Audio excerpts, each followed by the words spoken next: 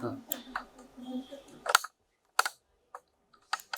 जो भी एक बार आने दो आ जाएगा डिस्ट्रैक्ट होगा।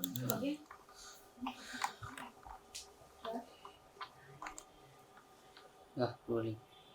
Okay, first of all sir welcome to our channel. Bigg Boss 18 में आपको काफी ज्यादा पसंद किया गया, जिस तरीके से आपने स्टैंड लिया जेल में जाने से। हालांकि आप बाहर आ गए, ऑडियंस कहीं ना कहीं आप पूरे घर को एंटरटेन कर रहे थे, और स्पेशली अगर मीडिया टीम को बोला जाए तो एंटरटेनमेंट के तड़के आप ही लगा रहे थे। तो फर्स्ट ऑफ ऑल क्या कुछ कहना चाहेंगे ऑडियंस को कि आप घर से बाहर आ गए हैं? हमारे प्यारे प्यारे व्यूअर्स को, ऑडियंस को, समर्थकों को, साथियों को, भाइयों को, बहनों को, विश्व भर में जो हमें चाहते हैं उन्हें हम यही कहेंगे।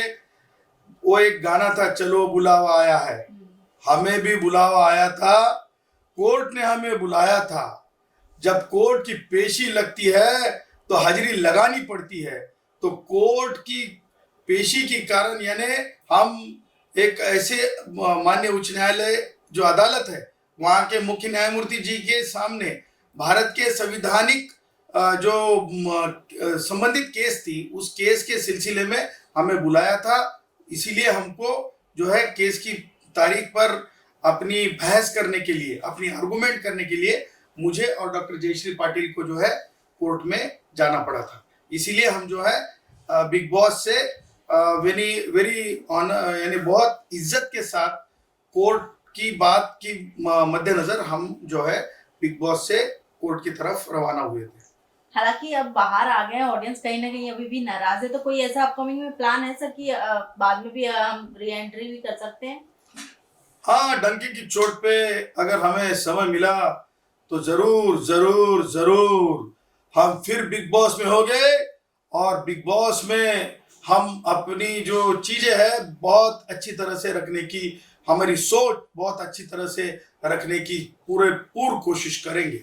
सर जैसे कि मैंने कहा था, जिस तरीके से आपको एक टास्क की तरह ही मिला था कि जेल में जाने का, बट आपने उसे एक्सेप्ट नहीं किया। बट ऑडियंस अभी तक कहीं ना कहीं कंफ्यूजन में है, क्या कि सर ने अगर एक्सेप्ट कर लिए होते तो एक और हमें चीजें देखने को मिलती है कि अगर एज अ लॉयर अगर जेल में जाते तो वहां पर क्या कुछ करते वो। इसके पहले तो हमने बड़ी जेल यात्रा की है, तो यात्रा तो हमारे साथियों ने, भाइयों ने, हमारे चाहने वालों ने काफी लंबी हमारी जेल यात्रा देखी हुई है। तो मेरे ख्याल से झूठी मूठी जो वहाँ पे जो शो था, उससे अच्छा जो हमने जो वहाँ पर अपनी बात रखी, जिस तरह से बात रखी, मुझे लगता है वो लोगों ने ज्यादा पसंद किया। वो कुछ ज्यादा ही लोगों ने पसंद किया कि आपने स्टैंड लिया, आपको हर एक सिनारियो को लोगों ने टोटल 24 आवर्स देखा गया लाइव आपको। और मेरा सवाल ये है, इतने सारे कंटेस्टेंट थे बिग बॉस हाउस में, मैं जानना चाहूंगी आपके फेवरेट कौन थे उनमें से? हमारे फेवरेट? या जिनसे आपकी बॉन्डिंग बहुत ही अच्छी थी।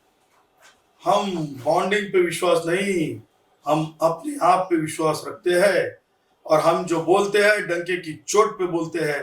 तो शायद 2018 सीजन यानी बिग बॉस अभी मैच्योरिटी के एज में आए हैं, और हम मैच्योरिटी से कर रहे थे। बाकी लोग वो उबले चने फ्यूचर हीरो फिल्मी दुनिया से थे, वो कलाकार लोग सीरियल से थे, हम बड़ी इज्जत करते हैं क्योंकि वो फ्यूचर हीरो है, इसीलिए तो हम बोलते हैं उबले चने उनको। तो उबले चने अपनी अपनी चटपटी बातें बताने की कोशिश कर रहे थे, कोई अलग अलग क्षेत्र से भी आए थे, लेकिन ये मानते हैं कि हम घमंड से नहीं कहेंगे हमरे बराबरी में कोई नहीं, पर हम डंके की चोट पे ये कहेंगे कि लोगों ने हमें पसंद किया है। हम बाहर आने के बाद पता चला हमको कि लोगों के दिल पे हम छाए हैं। इसका मतलब हम ये समझते हैं कि जो लोग चाहते हैं, जो भाई चाहते हैं, चाहने वाले चाहते हैं, उससे बड़ा कुछ नहीं होता है।